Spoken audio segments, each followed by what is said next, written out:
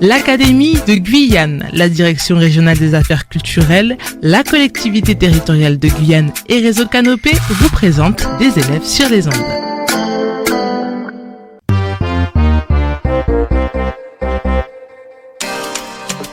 Des slows, des élèves sur les ondes. Belle bonjour la Guyane. Nous voici sur Deslo, les élèves sur les ondes. Aujourd'hui, ce serait Clarisse et moi-même, Neko, vos présentateurs. Bonjour Clarisse. Bonjour Neko. Voici le programme. Nous débuterons avec la chronique d'actualité de Maoni. Ensuite, nous écouterons le mot du jour et le chiffre du jour avec Neko et moi. Nous poursuivrons après avec la chronique sur les JO de Luana et Mélanie, le micro-trottoir de Yuna et Austin sur l'égalité homme-femme, suivi d'un débat avec Hilbert, Clarisse, Patricia et Léo. Tout de suite après, nous écouterons la chronique de Mathéus sur la Saint-Jean au Brésil. Nous vous laisserons avec le reportage de Grazielle à Lyon avec notre reportrice Clarisse. On commence avec Maoni et sa chronique d'actualité.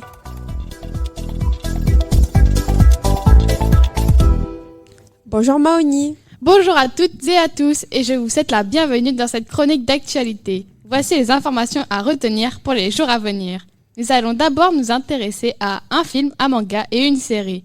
C'est le 19 juin 2024 que le film Vice Versa 2 va faire son apparition au cinéma, tout comme la partie 2 de la saison 3 de la chronique des Bridgerton qui sortira sur Netflix le 13 juin prochain, ainsi que le tome 29 de One Punch Man qui sortira le même jour. Quand on y pense, jour rime avec amour. C'est donc le 16 juin que nous allons souhaiter une bonne fête des pères à tous les papas. De plus, pour les papas qui sont amateurs de football, vous pourrez passer un bon moment devant l'Euro 2024, qui débutera le 14 juin et prendra fin le 14 juillet. En juillet, il y a aussi un événement très important et très attendu. Programmé au départ en décembre 2023, puis repoussé au mois de juin, la fusée Ariane 6 devrait partir début juillet 2024, en espérant qu'elle partira bien au moment prévu. Précédemment, nous avons parlé de l'Euro, mais ce n'est pas le seul événement sportif qui aura lieu cet été. Il y a aussi les Jeux Olympiques qui débuteront le 26 juillet et prendront fin le 11 août, sans oublier les Jeux Paralympiques qui, pour la première fois, seront diffusés à la télé. Ces Jeux commenceront le 28 août et se finiront le 8 septembre. Qui dit JO dit athlète. Plusieurs sportifs guyanais seront donc présents comme Gemina Joseph et logeront au village olympique à Paris que l'on peut visiter avant fin juin 2024. Une visite guidée de 2 heures sera à votre disposition pour seulement 12 € par personne. Alors si vous êtes à Paris, foncez voir où les athlètes vont dormir. Mais rappelez-moi, quel événement y a-t-il en juin ? La fête des pères ? C'est ça, mais il y a aussi un autre événement, le shopping. Et c'est le 26 juin que les soldes d'été vont commencer. Alors allez vite en profiter avant qu'elle se termine le 16 juillet. Et pour finir, vous savez que la Guyane porte un surnom ? Non, je ne savais pas. Et toi, Neko ? Non, ça m'étonne. On connaît tous la Guyane, mais connaissez-vous l'expression « enfer vert » ? L'enfer vert était le surnom de la Guyane.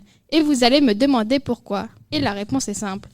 La Guyane portait le surnom d'enfer vert, utilisé comme argument pour la construction du bagne au 19e siècle. Voilà, c'est déjà la fin de cette chronique d'actualité. J'espère qu'elle vous aura plu. Au revoir. Merci pour cette très belle chronique, Maoni. Maintenant, le chiffre du jour qui est le 3.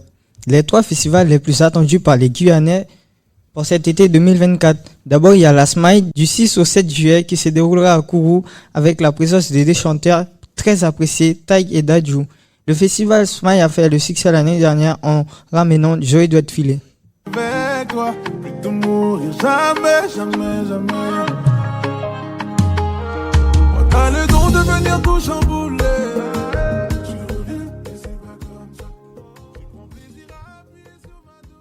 Ensuite, la Waisila du 27 au 28 juillet qui se passera à Matoury. Malheureusement, pour le moment, nous n'avons pas beaucoup de nouvelles sur les artistes de cet événement. Mais la Waisila 2023 a été l'un des meilleurs festivals de l'été dernier. Le public a eu droit à une prestation de Kima et Byron Messia, un chanteur jamaïcain. Et enfin, la Bunjan Day du 17 au 18 août qui sera également à Kourou et ramenait notre chanteuse de zouk Kimi Lasso et encore un chanteur jamaïcain Silik Bang Bang apprécié par les Guyanais. Calypso Neko.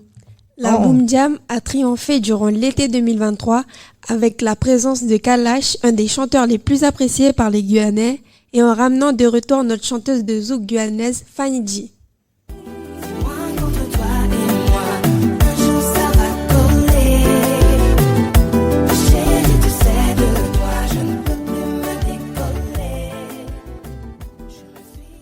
Passons au mot du jour, vacances. Les grandes vacances arrivent et cet été est attendu avec impatience par tous les jeunes étudiants. Qui dit vacances, dit voyage, été, plage, cinéma, festival, soirée, amis, repos et un tas d'autres choses. Mais savez-vous pourquoi attendre 2 mois de vacances pendant l'été? Parce que les enfants travaillaient avec leurs parents dans les champs. En effet, à la fin du 19e siècle, quand l'école est devenue obligatoire, la plupart des Français étaient des paysans. Ils avaient donc besoin de leurs enfants pour récolter du blé, les moissons et la cueillette des raisins. Les vacances d'été s'installaient alors sur les mois d'août et de septembre, au moment où a lieu la saison des moissons et les vendanges.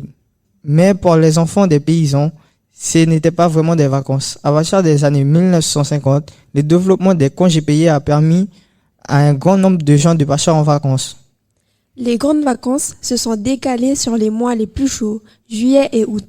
D'ailleurs, durant les grandes vacances 2023, le son Extension a fait succès en Guyane. Il a été considéré comme le son de l'été 2023. Yoga mete barrière moka jambesa. Bouli kapete diovesa. Big up Safo. En tout cas, cet été, ce sera Outside. Oui, inside, hein. Moi je suis pas dans ça. Oh. Passons à la chronique sur les JO et l'origine de la flamme avec Mélanie et Luana.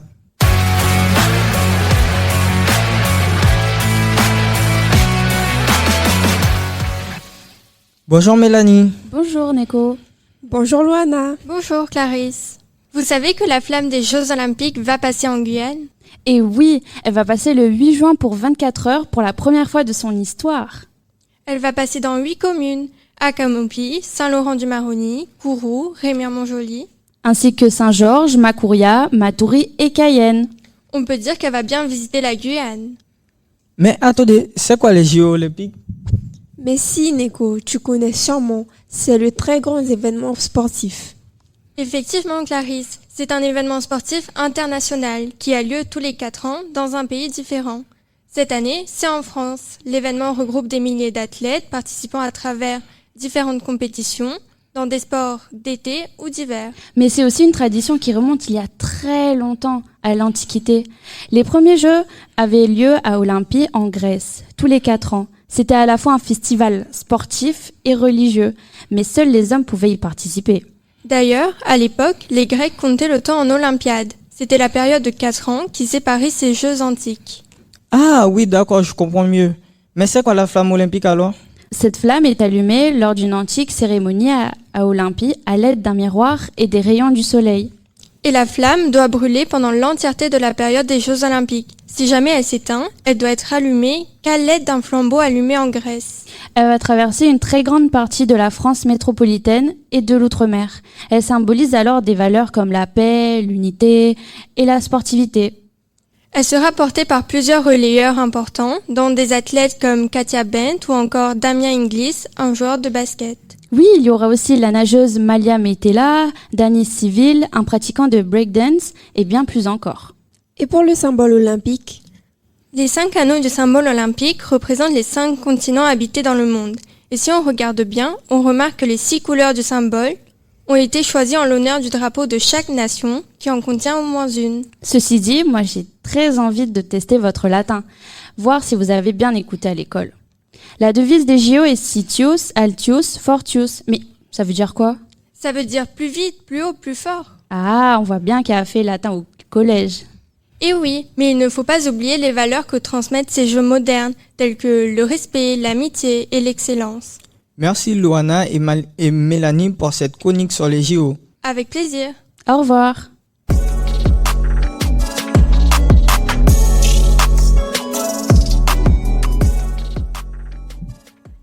Écoutons maintenant le micro-trottoir de Yuna et Ossine avec la question « Qu'est-ce que vous pensez de l'égalité homme-femme en 2024 ?» Bonjour à tous. Alors aujourd'hui nous allons interviewer les élèves de Gaston Monnerville. C'est parti. Pensez-vous que l'égalité homme-femme existe en 2024? Là, je trouve que comparé à l'époque, ça a très évolué l'égalité. Avant, les femmes ne pouvaient même pas aller travailler, elles devaient s'occuper des enfants, alors qu'aujourd'hui, il y a des hommes qui préfèrent avoir des femmes qui travaillent pour l'indépendance. Et beaucoup de femmes aiment être indépendantes, avoir leur propre appartement et ne pas dépendre de leur mari. Par rapport au travail, en fait.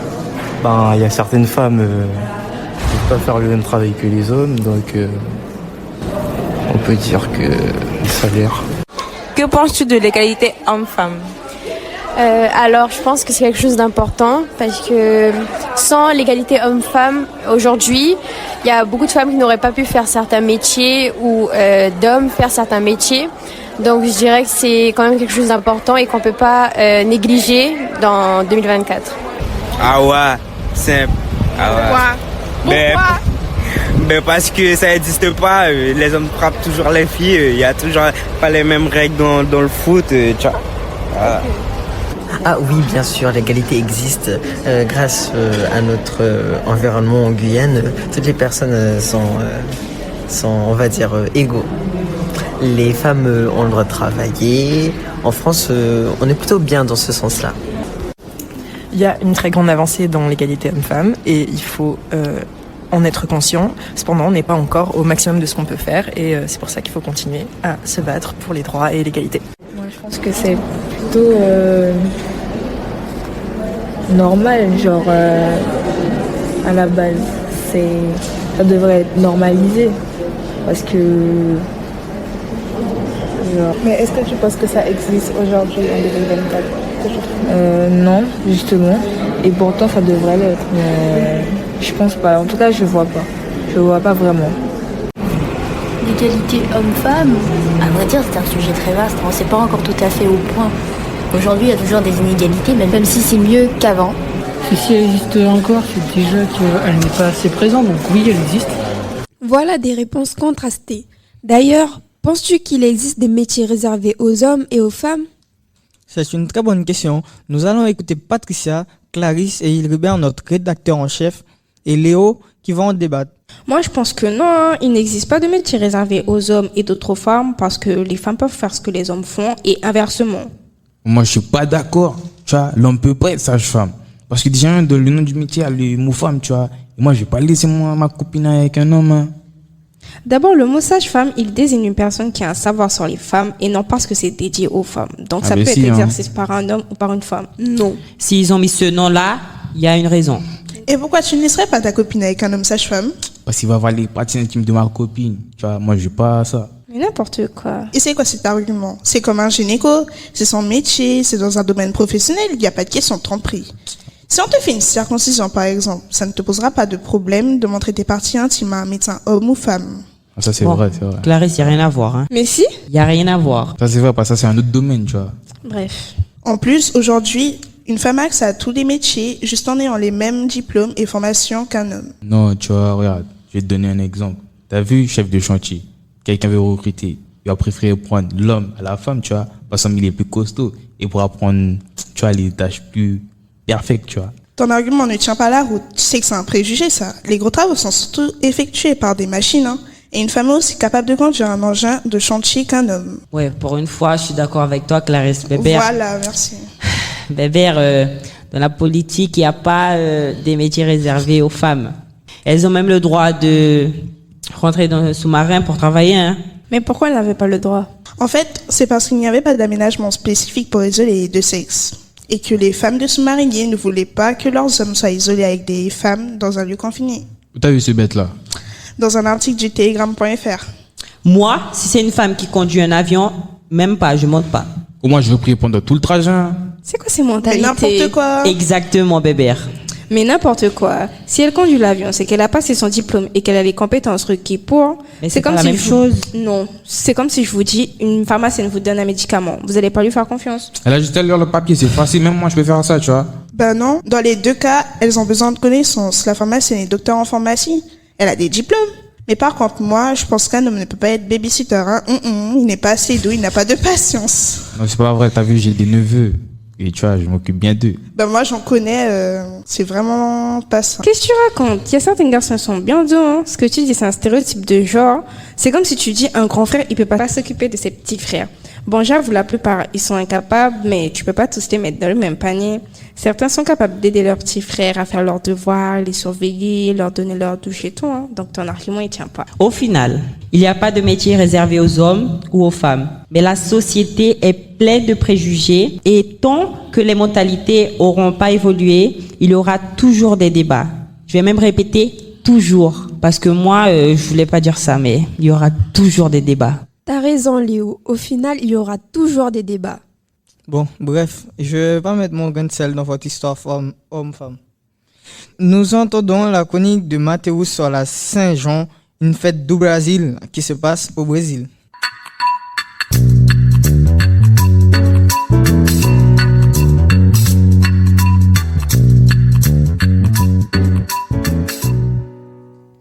Bonjour Devneco, bonjour Clarisse. La Saint-Jean, c'est une tradition portugaise pour fêter le solstice d'été. C'est l'époque la plus chaude de l'hémisphère nord, avec des célébrations païennes qui remontent l'époque pré-chrétienne. Cette fête est déjà connue dans toute l'Europe. On la célèbre avec un énorme feu. Avant, les gens y dansaient tout autour.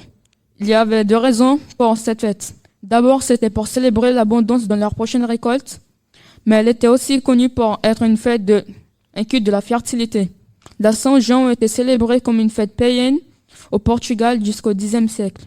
L'Église n'arrivait pas à les arrêter, alors elle a décidé de faire une fête chrétienne en instituant le jour d'hommage aux 3 saints, Saint Jean, Saint Antonio et Saint Pedro.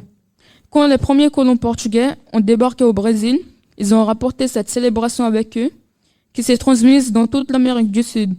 Pour les Amérindiens, il existait déjà une célébration juin liée à l'agriculture avec des moments de danse et beaucoup de nourriture comme de la bouillie, du paçoca aux cacahuètes, du maïs pamonha et des maïs rôtis. À la fin, les 2 fêtes se sont associées dans les villes du nord-est du Brésil. Au XIXe siècle, la fête était connue comme la festa junina. Elle est célébrée par des danses autour d'un énorme feu. Ce feu qui servait pour attirer l'attention des personnes qui étaient très loin.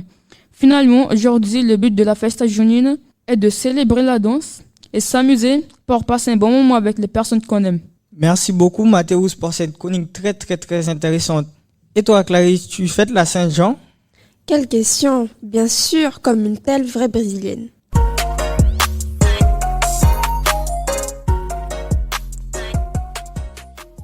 Nous vous laissons maintenant avec le reportage de Graziel à Lyon pour son concours de danse avec la présence de notre reportrice Clarisse. Dans une de nos émissions, Raphaël a interviewé Graziel sur son parcours de jeune danseuse. Maintenant, nous verrons notre star de la danse en direct au concours.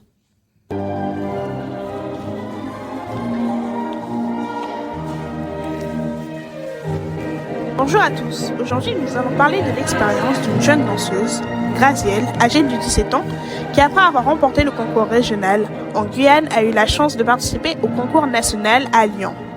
Nous allons voir par la suite les impressions des danseuses l'accompagnant. Premièrement, pour avoir accès au concours national, il faut d'abord remporter un premier prix au concours régional. Le concours régional suscite environ 5 mois de préparation, d'entraînement jusqu'au jour de la compétition. Suite à cela, il y a environ 1 mois de préparation avant de partir en Europe représenter sa région. Graziel se prépara depuis novembre 2023 pour ses 4 variations de classique, jazz et de contemporain. Le concours régional a eu lieu en mars 2024 et tout se passa bien pour elle. Graziel a remporté 4 premiers prix de cœur du jury, ce qui lui a donné l'opportunité de partir. Elle a été choisie parmi 10 dans toute l'Union européenne et a été reclassée dans une catégorie pré-professionnelle pour le concours national. Après 1 mois de préparation, elle part en France pendant 1 semaine avec ses coéquipières. Nous allons entendre le témoignage des danseuses l'accompagnant.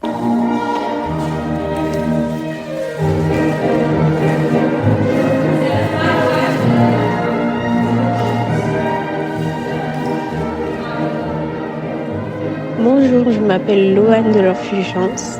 J'ai obtenu un 2e prix en groupe lors du concours national. Durant ce voyage, j'ai ressenti un peu d'appréhension, de doute, mais surtout de la joie et de la bonne humeur.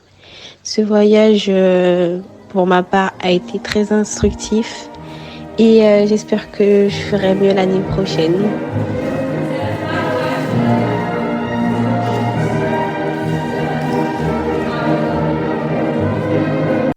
Bonjour, je m'appelle Liwei Faham, j'ai 18 ans et j'ai obtenu un premier prix en catégorie 3 autre style pour mon solo au concours national de Lyon, ainsi qu'un deuxième prix en catégorie 3 avancée dans mon groupe en style autre style également.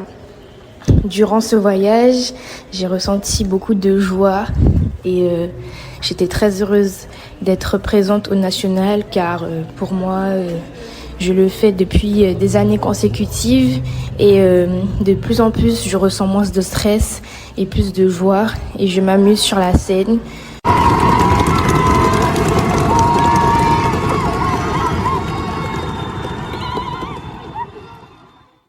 Graziel a obtenu le deuxième prix à la compète. Et comment s'est organisée ta préparation pour le concours national?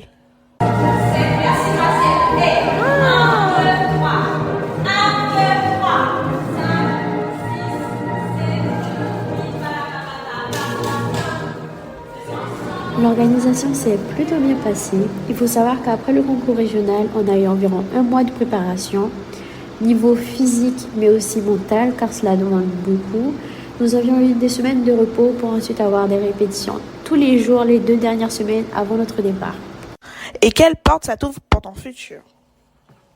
Le concours national non seulement nous permet d'avoir des expériences personnelles, mais aussi de se faire remarquer par des écoles et danseurs professionnels. Il peut également donner accès à l'européen qui est la suite du concours pour celles qui ont eu un premier prix avec une mention. Et enfin, as-tu aimé ton séjour et le concours? Oui, j'ai beaucoup apprécié ce voyage car oui, c'est un concours très important pour moi qui me pousse vers l'avant, mais il me permet aussi de découvrir de nouvelles choses, d'apprendre et de m'amuser.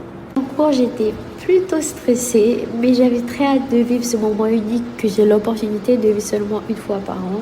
Et après le concours, j'étais heureuse de voir que j'avais d'un côté réussi à arriver jusque-là, mais j'étais un peu déçue de ne pas avoir pu être allée plus loin, représenter mon pays hors de l'Europe, mais j'étais quand même très fière de moi.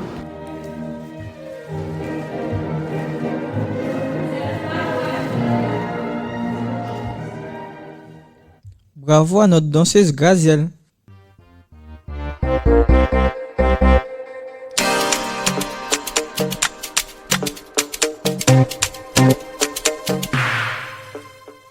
Sur ce, chers auditeurs et auditrices, c'est la fin de notre émission. C'était Deslo, des élèves sur les ondes. Ce fut un plaisir de partager ces palpitantes informations avec vous. Nous remercions Radio Pays pour cette agréable opportunité. C'était les élèves de seconde du lycée Gaston Monnerville sur Deslo, des élèves sur les ondes.